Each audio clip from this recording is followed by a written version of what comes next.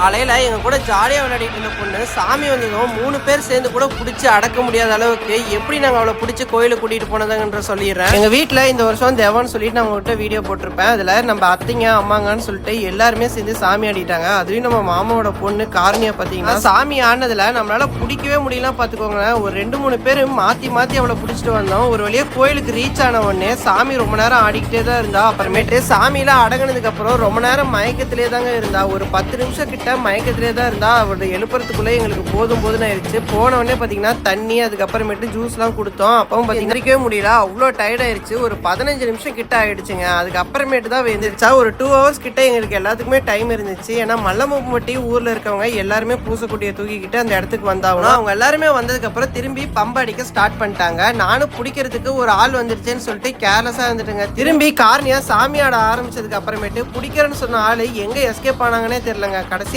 நானே புடிச்சிட்டு போயிட்டேன். இப்படியே கோயிலுக்கு ஒரு வழியா போய் சேர்ந்தோம். கோயிலுக்கு அதுக்கப்புறமேட்டு ஏகப்பட்ட பூஜை நடந்துச்சு. அதெல்லாம் நெக்ஸ்ட் வீடியோல சொல்றேன். ஒரு ஃபாலோ மட்டும் பண்ணிக்கோங்க. பாய் மக்களே.